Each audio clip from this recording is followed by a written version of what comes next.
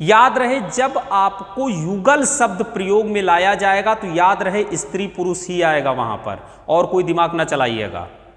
Next, भूकंप का प्राचीनतम साक्ष्य, यह माना जाता है कि यहां पर भूकंप आया होगा, यानी भूकंप का प्राचीनतम साक्ष्य कहां पर? कालीबंगा। यह भी प्रश्न पूछा गया है। नेक्स्ट, यहां पर 2 मृड़ पट्टिका मिली है, मिट्टी की बनी हुई एक पट्टी मिली हुई है जिस पर सिंह युक्त देवता की आकृति बनाई गई है या अंकन हुआ है।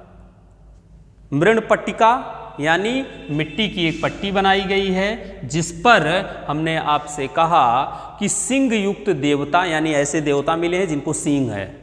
यहाँ भारतीय धर्म विचारधारा में तो सिंह वाले देवता भी हैं। ठीक भाई, ज़्यादा कोई मानता होगा धर्म तो बुरा मत मानिएगा, ये सिर्फ बताने के लिए बोला है। ठीक, तो सिंह वाले देवता की आकृति उस मृड़ पट्टिका पर मिली है। नेक्स्ट, हाथी दांत की कंघी मिली है। देखिए कितने शौकीन थे, कहीं तो प्लास्टिक तो था नहीं, तो उन्होंने हाथी दांत की ही कंघी बना ली। हाथी दांत की सुई भी मिली है, ये हम लोग डिस्कस कर चुके हैं, तो शौकीन थे वो लोग। अब देखिए इसके अलावा कांसे का दर्पण, शीशा तो था नहीं, तो कांसे का दर्पण का प्रयोग ये लोग करते थे। कौन? जो कालीबंगा में निवास करते थे। नेक्स्ट, अलंकृत ईंटों का, यानी एक ऐसा ईंट मिला है यहां पर, जो ईंटें बनाई गई हैं उस पर अलंकरण है, मतलब ये कुछ उस पर चित्र बनाए गए हैं और कुछ चीजें हैं, या उसका आकार टेढ़ा मेढ़ा है, तो अलंकृत ईंटों का प्रयोग किया गया है। ठीक, मोस्ट इंपॉर्टेंट, यहां से हमें पैर से चलाने वाली चक्की के बारे में जानकारी मिलती है। याद रहे, पैर से चलाने वाली चक्की की जानकारी यहीं से हमें प्राप्त होती है। ठीक, अब देखिए एक बात और, यहां से बच्चा जो कब्र मिली है वो क्या है? अंडाकार है। याद रहे, अंडरलाइन कर लेना, अंडाकार कब्र के साक्ष्य यहां से मिले हैं। क्लियर? नेक्स्ट आइए आगे। यहां से बच्चा, ये भी महत्वपूर्ण है क्योंकि एक बार पूछा गया है, शैल्य चिकित्सा का प्राचीनतम प्रमाण मिलता है। शैल्य चिकित्सा लिख दे रहा हूं, शैल्य चिकित्सा। शैल्य चिकित्सा का यहां अर्थ यह हो रहा है कि एक बच्चे की खोपड़ी मिली है, उसमें छेद है, सुराख बनाए गए हैं, तो ये माना जाता है कि इसको ऑपरेट किया गया रहा होगा। ठीक, ये भी पूछा गया है, तो शैल्य चिकित्सा का साक्ष्य कहां से मिलता है? कालीबंगा। नेक्स्ट, ऊंट की हड्डियां मिली हैं। ऊंट, राजस्थान, ऊंट तो हड्डी भी मिल गई। कुल मिला के इतने साक्ष्य आपको यहां से प्राप्त हुए हैं। किसी को कुछ पूछना हो पूछिए, वरना नेक्स्ट साइट। अगली साइट हमारी है गुजरात से। तो हमने आपसे कहा था कि गुजरात में 2 क्षेत्र हैं, एक कच्छ का रण है, देखा था आप लोगों ने, ना देखा हो तो आपकी समस्या है, कल मैंने बोला था। दूसरा है खंभात की खाड़ी। ये 2 क्षेत्र हैं जहां से हमें इंडस वैली सिविलाइजेशन के कुछ साक्ष्य मिले हैं। अब देखिए यहां ध्यान में रखना है आपको कि इन सारी की सारी साइटों के बारे में आपको नहीं पढ़ना है, मेन साइट्स के बारे में पढ़ना है। जैसे कच्छ के रण से जो हमें पढ़ना होगा उसमें धौलावीरा और सुरकोटडा, ये बहुत महत्वपूर्ण साइट हैं, इन पर फोकस करना है। जब हम खंभात की खाड़ी को पढ़ेंगे तो इसमें सबसे महत्वपूर्ण जो आता है बच्चा, वो है आपका लोथल, दूसरा रंगपुर। बाकी हम देख लेंगे, कुंतासी को भी समझ लेंगे और रोजदी को भी। तो कहने का अर्थ यह है जो मेन है उसी को समझना है। और याद रहे, एक बार यूपीएससी वो एनडीए का एग्जाम करवाती है, उसमें पूछा गया था कि लोथल जो हड़प्पाई स्थल है वो किस खाड़ी में स्थित है। तो याद रखिएगा इस बात को, मतलब जो है किस क्षेत्र, ऐसा पूछा किस क्षेत्र में स्थित है, तो याद रहे ये कच्छ का रण क्षेत्र। तो किसी तरीके से भी प्रश्न पूछे जा सकते हैं, दिमाग आपको चलाना है, याद रहे।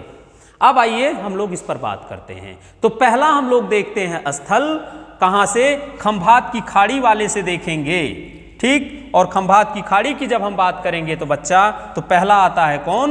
लोथल। हालांकि लोथल के बारे में हम डिस्कस कर चुके हैं, कब? जब हम लोग कक्षा 6 की एनसीईआरटी कर रहे थे, लेकिन फिर भी एक बार इसे देखना है। अगला, लोथल खोजकर्ता SR राव, SR राव, वर्ष 1953, ठीक, गुजरात। नदी भोगवा, आई रिपीट अगेन, नदी भोगवा, भोगवा यानी भोगवा नदी पर यह स्थित है, या भोगवा नदी के तट पर यह स्थित है। ये देखिए आप, लोथल।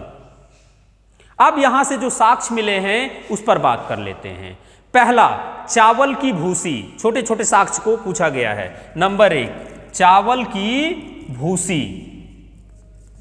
अरे भैया चावल का छिलका, जिसको ना समझ में आएगा बोल देना। इसके अलावा अग्नि वेदिका, अग्नि वेदिका कौन? वही जो कालीबंगा में मिली है, यानी हवन कुंड, यहां से भी प्राप्त हुआ है।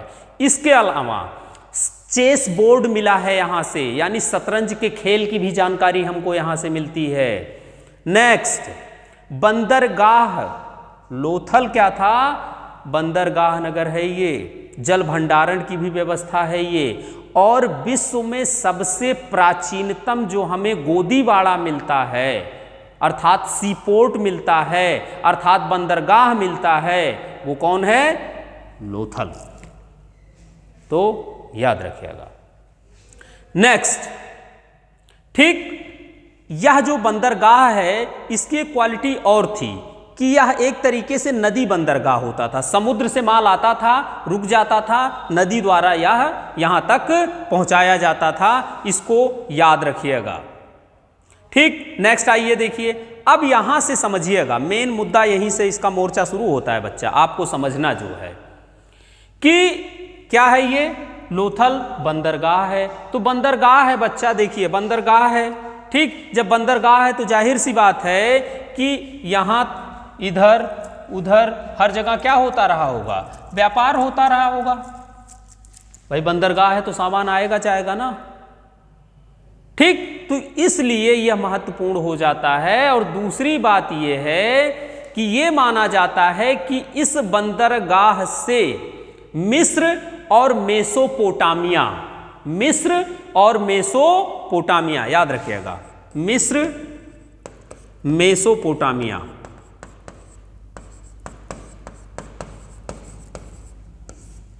ठीक। और याद रखिएगा बच्चा, जो हिंदी मीडियम वाले हैं जिनकी इंग्लिश बहुत अच्छी नहीं है, तो यहां मैं स्पष्ट कर दूं, मिस्र अर्थात इजिप्ट, इजिप्ट हिंदी में उसे मिस्र कहा जाता है, तो याद रहे भाई, ठीक। आगे देखिए जरा, मैं ये कह रहा हूं कि यहां से मिस्र और मेसोपोटामिया के साधा सीधा सीधा, यानी आप ये कहें कि डायरेक्ट ट्रेड होता था, ठीक। अब देखिए कि ट्रेड का आधार कुछ रहा होगा, क्यों? क्योंकि जाहिर सी बात है, हमें पता कैसे चला? तो हमें पता इसलिए चला बच्चा कि यहां से फारस की खाड़ी प्रकार की मुहर मिली है हमें, यानी मुहर कहां की है? फारस की खाड़ी की है। अब फारस की खाड़ी नाम आया, अब आपका यह दायित्व बनता है कि उसे नेट पर डालिएगा, एटलस खोलिएगा और फारस की खाड़ी देख लीजिएगा, बे ऑफ फारस। आगे देखिए, ठीक। अगला देखते हैं हम। दूसरी बात यह है कि यहां से गौरिल्ला की मृण मूर्ति मिली है, गौरिल्ला की मृण मूर्ति, मृण मतलब मिट्टी के जो है मूर्तियां मिली हैं, और ये कहां के हैं? ये सब मिस्र और मेसोपोटामिया में हैं। यहां से याद रहे एक ममी मिली है, ममी का प्रचलन कहां था? मिस्र में था। अर्थात ये कि जाहिर सी बात है कि अगर व्यापार ना होता तो फिर कैसे वह चीज यहां पर मिलती। क्लियर? नेक्स्ट आइए, यहां समझने का मेन मुद्दा यह है कि अगर ममी की जानकारी हमें कहां से हो रही है? लोथल से हो रही है, तो जाहिर सी बात है कोई ना कोई संबंध मिस्र के साथ भारत का रहा होगा, क्योंकि अगर संबंध ना होता तो लोग वहां से यहां आते नहीं। अर्थात क्या है कि सीधा जानकारी मिल गई कि व्यापार होता था, क्योंकि लिखित तो है, हम पढ़ नहीं पाए हैं तो ज्यादा जानकारी तो नहीं मिल सकती है। क्लियर? तो मम्मी यह बताती है कि भैया हो इन लोगों के साथ क्या था, हमारा ट्रेड हुआ करता था। अब आइए थोड़ा सा और इसमें समझते हैं। लोथल से 3 युग्म समाधियां मिली हैं, याद रखिएगा। कितनी? 3 युग्म या युगल समाधि। ठीक, तो ये भी याद रखना है आपको, सबसे ज्यादा युगल समाधि कहां से है? लोथल से। ठीक, अब देखिए अगला, यहां से भी हमें छिद्र युक्त एक बालक की खोपड़ी मिली है। इससे पहले कहां से मिली थी? अरे बच्चा कहां से मिली थी छिद्र युक्त बालक की खोपड़ी? बोल। हाँ राइट, सही बात है, कालीबंगा से। तो यहां से भी शल्य चिकित्सा किए जाने के प्रमाण मिलते हैं। यहां से एक तांबे की मूर्ति मिली है, इसके साथ आपको बत्तख तो जो होता है पक्षी, खरगोश, कुत्ता, वृषभ, ये सब भी मिले हैं। दूसरी बात, यहां पर लकड़ी का अन्नागार मिला है। अभी तक मिट्टी के बने हुए या दीवारों के बने हुए अन्नागार मिले हैं, अर्थात अनाज रखने का जगह दिखाई देता है, लेकिन यहां से लकड़ी का अन्नागार मिला है, अर्थात लकड़ी का गोडाउन बना हुआ है जिसमें अनाज रखे जाते थे। नेक्स्ट, घोड़े की मृण मूर्ति मिली है, याद रहे घोड़े की मृण मूर्ति।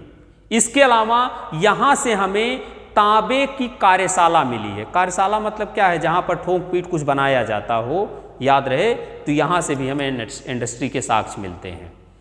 हाथी दांत की स्केल मिली है, अर्थात पटरी मिली है। तो याद रहे इतनी चीजें आपको लोथल से ध्यान में रखनी है। अब जिसको कुछ पूछना हो पूछ लीजिए, नहीं तो नेक्स्ट साइट पर बात करें।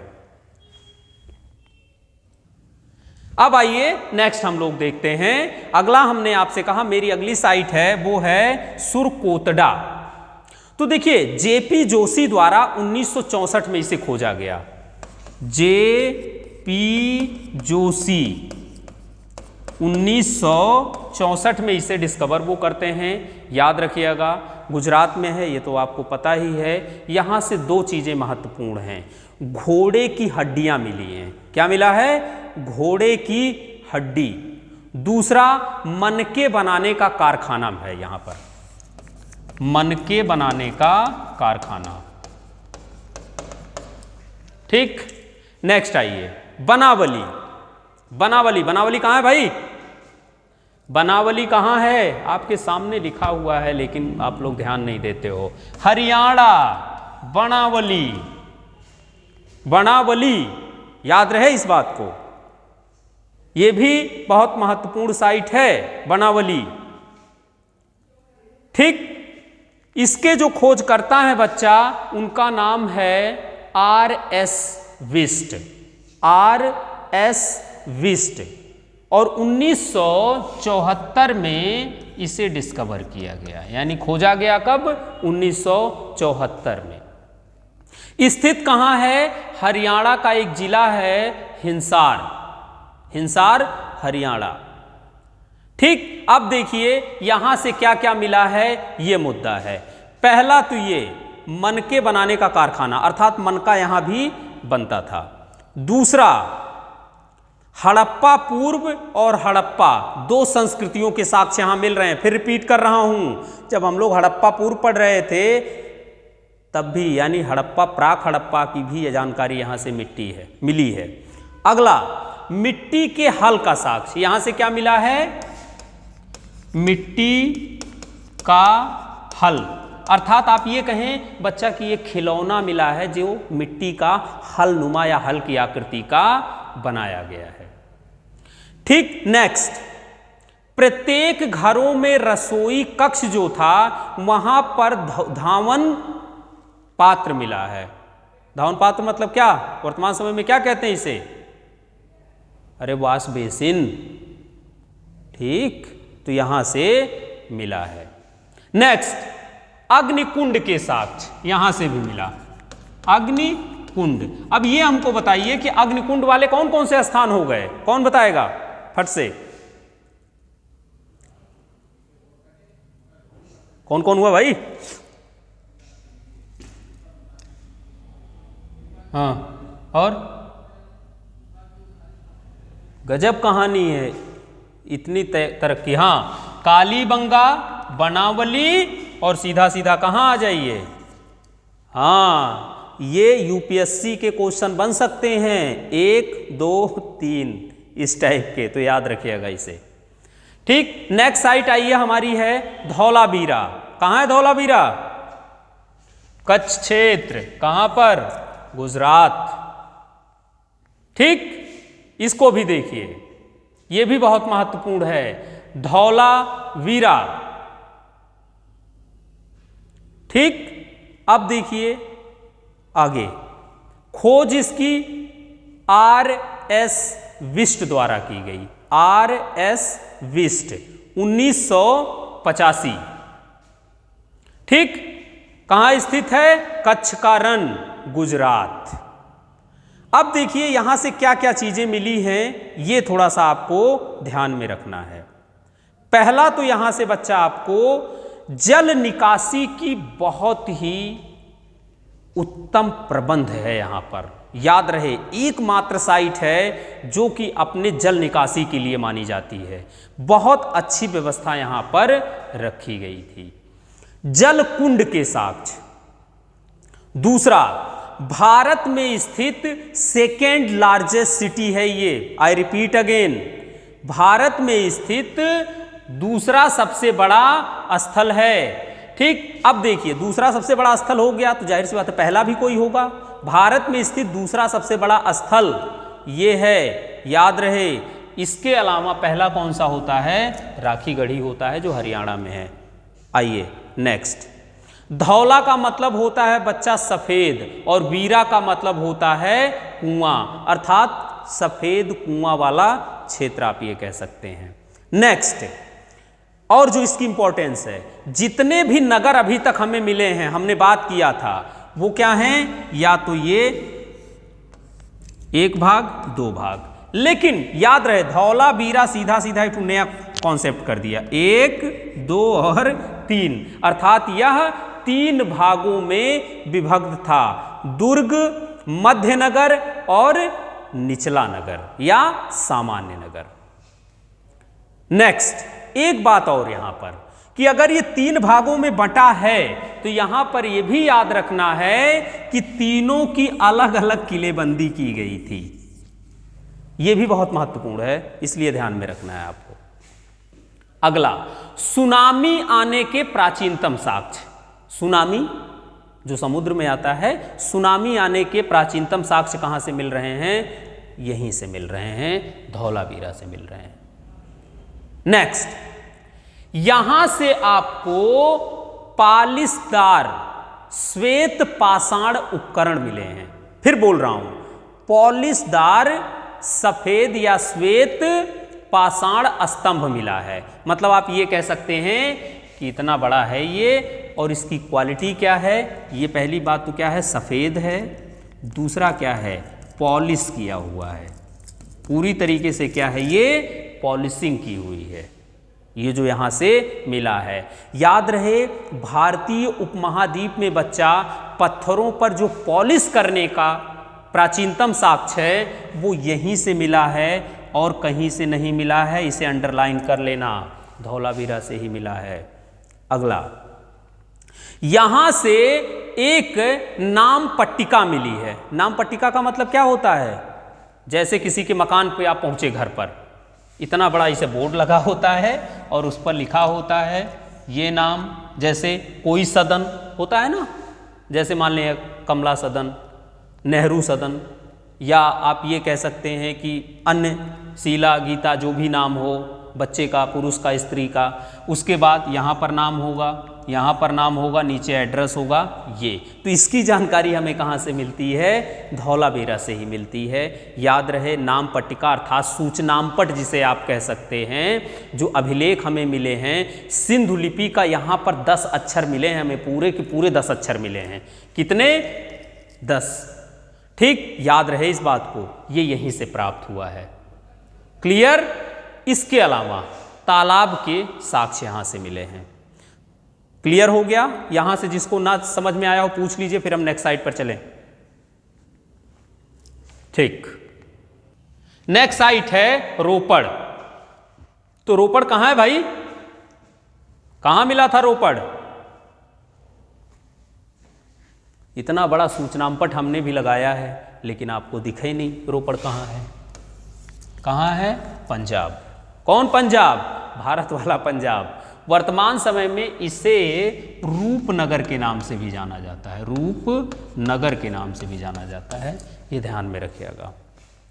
ठीक, दूसरी बात, यह किस नदी पर है? सतलुज नदी के बाएं तट पर है। ये सतलुज नदी के बाएं तट पर स्थित है रोपड़, आधुनिक नाम रूपनगर। और 1950 में बी लाल द्वारा इसे खोजा गया। स्पष्ट समझ लेना, फिर रिपीट कर रहा हूं, रोपड़, पंजाब, सतलज नदी, बायां तट, आधुनिक नाम रूपनगर। इसके अतिरिक्त खोज इसकी 1950 में बी लाल द्वारा की गई और इसका उत्खनन जो करवाया गया वो यज्ञदत्त शर्मा द्वारा करवाया गया। 2 लोग हैं। खोज 1950 बी लाल, उत्खनन यानी खुदाई, फावड़ा किसने चलवाया? तो उनका नाम है यज्ञदत्त शर्मा। दूसरी बात जो बहुत महत्वपूर्ण है, अंडरलाइन कर लीजिएगा, स्वतंत्रता प्राप्ति के पश्चात, यानी जब भारत स्वतंत्र हुआ 1947 में, उसके बाद भारत में जो उत्खनन किया गया या खोजा गया पहला स्थल कौन है? रोपड़ है। ये ध्यान में रखना है। ठीक, क्लियर हो गया। नेक्स्ट एक और, इसके पश्चात हम लोग आगे बात कर रहे हैं कि यहां से कुछ चीजें मिली हैं, जैसे मालिक के साथ कुत्ते को दफनाए जाने का साक्ष्य मिला है। कहां से? बहुत लगाव रहा होगा कुत्ते को, तो जब वो गए तो उनको भी लोगों ने दफना दिया। तो मालिक के साथ कुत्ते दफनाए जाने का साक्ष्य, इतना ही याद रखिएगा। ठीक, नेक्स्ट सिटी उसके बारे में। अगला राखी गढ़ी, ये कहां है? हरियाणा में है। इस पर बात कर लेते हैं। सरस्वती नदी के तट पर स्थित है, याद रखिएगा, जिंद डिस्ट्रिक्ट में है ये, डिस्ट्रिक्ट ऑफ जिंद। ठीक, नेक्स्ट, सूरज भान ने इसे खोजा था 1969 में। कब? 1969 में इसे खोजा गया और यही इन्होंने ही इसको उत्खनन करवाया, या इसके बारे में जो खुदाई उदाई हुई इन्होंने ही करवाया। नेक्स्ट आइए देखिए क्या क्या चीजें यहां से मिली हैं। भारत में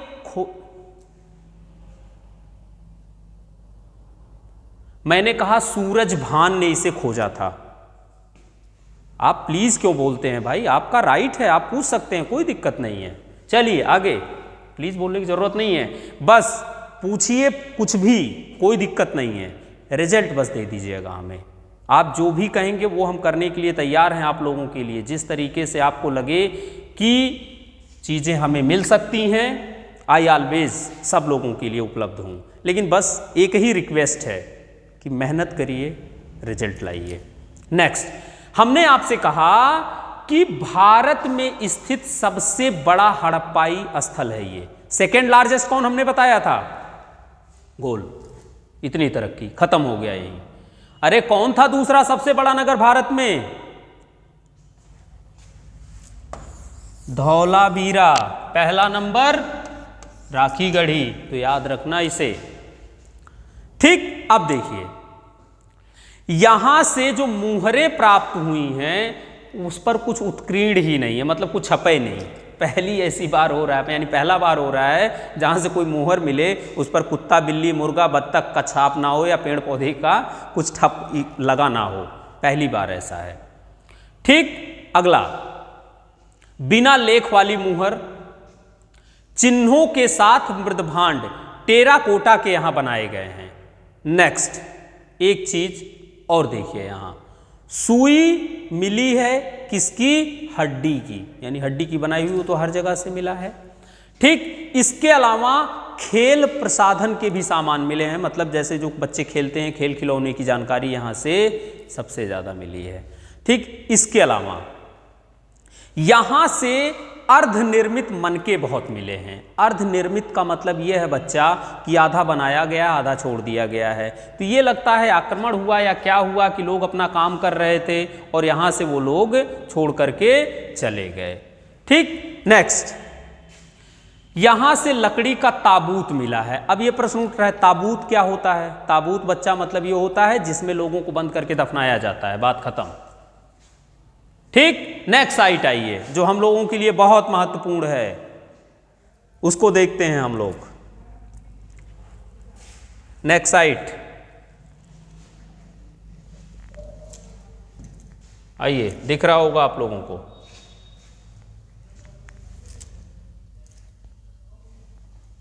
नेक्स्ट साइट। ठीक, अब आइए जरा यूपी के बारे में देख लिया जाए थोड़ा सा, उत्तर प्रदेश में। ठीक, पहला है आलमगीरपुर। कहां है वो? मेरठ में है। अब यहां समझिए, पहली बात कि ये सबसे, यानी हड़प्पा का कौन सा क्षेत्र का है ये? पूरब, उत्तर, दक्षिण, पूर्व, पश्चिम, किसमें था? अब देखो, बोलेंगे ही नहीं। कहां था बच्चा?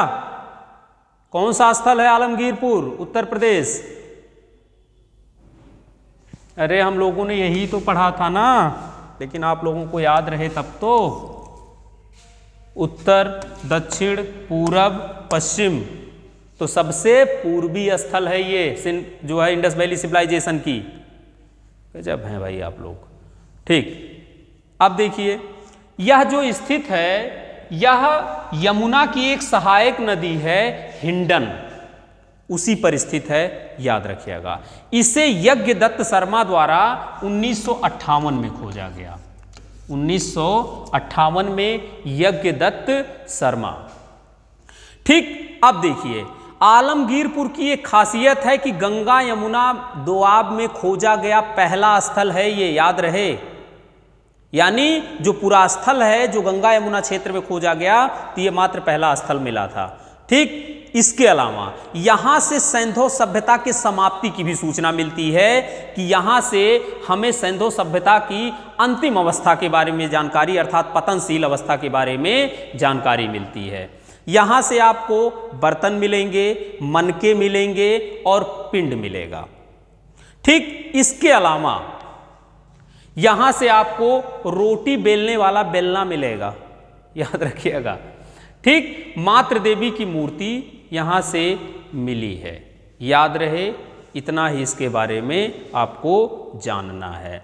अगला एक और है, याद रहे इसको। इसके पहले एक साइट है जो यूपी की है, वो भी देख लीजिएगा। उसका नाम है, कहीं कहीं पर आपको मांड्या, कहीं कहीं पर आपको मांडी, जो भी आप कहें मिलेगा। ये बहुत महत्वपूर्ण है, ये अभी रिसेंटली किसी एग्जाम में पूछा गया था। ठीक, तो याद रहे कि यह मांडा, मांडी जो भी है, यह मुजफ्फरनगर उत्तर प्रदेश में स्थित है, याद रखिएगा इस बात को। यह अभी जल्दी डिस्कवर की गई साइट है। अब देखिए डिस्कवर कैसे हुआ, ये भी आप समझ लीजिए कि एक किसान था, वो अपने खेत में हल चला रहा था। ये वास्तविकता है, कोई मतलब कहानी नहीं बता रहा हूं। तो यहां से उसे भारी मात्रा में सोने के छल्ले मिले, कुछ मिट्टी के बर्तन मिले और कुछ ईंटें भी प्राप्त हुई। तो आर्कियोलॉजी डिपार्टमेंट आया और उसको जो है अपना उत्खनन करवाया और देखा, तो ये पता चला कि यह हड़प्पा सभ्यता से ही रिलेटेड जो है स्थल है। बस इतना ही आपको याद रखना है, बहुत जरूरी है क्योंकि ये जल्दी डिस्कवर किया गया है। अगला एक और है सिनौली, सिनौली, ये भी देख लीजिए आप। ठीक। सिनौली, ये तो हो गया मांडी। सिनौली के बारे में बात करते हैं तो याद रखिएगा ये भी मेरठ में है, बागपत के आसपास है, मेरठ बागपत। ठीक। अब यहां समझिएगा, यहां से हमें नरकंकाल मिले थे। ठीक, ये भी क्या है, हड़प्पा काल का है। यहां से भी हमें ताम्र निधि संस्कृति के बारे में जानकारी मिलती है। अर्थात ताम्र निधि संस्कृति का यहां अर्थ ये हो रहा है बच्चा कि यहां से तांबे के उपकरण हमें ज्यादा मात्रा में मिले हैं, जो कि किसे दर्शाते हैं, कौन से हड़प्पा को, उत्तर हड़प्पा के बारे में जानकारी हमें देते हैं। याद रखिएगा। एक चीज और यहां से मिला है, सनौली से 126 नरकंकाल मिले हैं। तो ये भी ध्यान में रखिएगा कि जो विस्तृत आबादी का संकेत देते हैं ये, क्योंकि ज़्यादा आबादी रही होगी तभी इतना ज़्यादा जनसंख्या में लोगों का 100 मिल रहा है। ठीक। नेक्स्ट आइए जरा, अगला एक और है, उसको देख लेते हैं। हुलास, तो ये याद रहे सहारनपुर में है, याद रखिएगा। हुलास खेड़ा के नाम से जाना जाता है। ठीक। यह भी सिंधुकालीन या सिंध सभ्यता कालीन ही जो है क्षेत्र के रूप में परिभाषित किया जाता है। बाकी इतना ही स्थल आपको पढ़ना था। बाकी और जो स्थल हैं, स्थल तो बहुत हैं लेकिन ये बहुत महत्वपूर्ण हैं। बाकी आपको जो नोट्स मिलेगा या आप किताब पढ़ेंगे वहाँ पर आपको और चीज़ें मिल जाएंगी, लेकिन ये मुख्य थे। अब देखिए, हम लोगों को एक बात यहाँ समझना है कि हमें यहाँ पर कल के लिए हमें क्या करना है, ये थोड़ा ध्यान में रखिएगा। कल के जो हमारा अगली क्लास होगी, कल वाली क्लास होगी, उसको समझ लीजिएगा। ठीक। पहला तो हम लोग कल करेंगे हड़प्पा सभ्यता की विशेषता। ठीक, यानी नगरीकरण और सब हो जाएगा, सामाजिक, आर्थिक, धार्मिक। ठीक। इसके अलावा पतन, तो हम लोग कल इसे क्लियर कर लेंगे। ओके। यहां तक किसी को कुछ पूछना हो तो वो पूछ सकता है, नहीं तो फिर हम आज का आप लोगों का होमवर्क दें। कुछ पूछना हो पूछ लीजिए। आज का जो पहला प्रश्न है, अब आप लोगों को सुबह और शाम दोनों टाइम प्रश्न मिलेगा, क्योंकि जो सुबह वाला बैच है उसमें भी प्रश्न देता हूं तो वो आप लोग कर सकते हैं और अलग अलग ही प्रश्न होते हैं। ठीक। जो आप लोगों को प्रश्न देता हूं उनको भेजता हूं, जो उन लोगों को देता हूं आप लोगों को भी मिलता है। पहली बात तो आज का प्रश्न ये है कि गोरिल्ला युद्ध किसे कहते हैं, याद रखिएगा। गोरिल्ला युद्ध यानी इसकी क्या अलग शैली है, इसको आपको हमें बताना है, ये याद रहे। ठीक। अब अगला प्रश्न देखिए और बताइए। प्रश्न ये उठ रहा है, एक बहुत अच्छा प्रश्न है जो कि चर्चा में भी रहा है, उसको भी आप समझिए। ठीक। और वो ये बताना है आपको कि कल तो हम लोगों ने बात किया था यूरोपियन यूनियन के बारे में, क्लियर। इसके अतिरिक्त आज हमें आप बताएंगे कि बाल्कन देश में कौन कौन शामिल होता है। बाल्कन देश में कौन कौन शामिल होता है। अब फिर बोल रहा हूं, वही राजधानी, नदी व अन्य, इसको आपको बताना है हमें। नेक्स्ट अगला क्वेश्चन, भूमध्य सागर से लगे देश। ठीक। अब देखिए, भूमध्य सागर से लगे देश, चाहे वह अफ्रीका का हो चाहे वह यूरोप का हो, इसे हमसे मतलब नहीं है। पूरा चाहिए, आप मैप में देखेंगे, विथ मैप चाहिए, जो भी मैं बोल रहा हूं विथ मैप, और इसके साथ भी आपको यही लागू करना है। देखो बच्चा, इतना संघर्ष कर लो, मेहनत कर लो ना कि आगे आपको तकलीफ हो ही ना, और ये किया जा सकता है, ये ध्यान में रखिएगा। ठीक।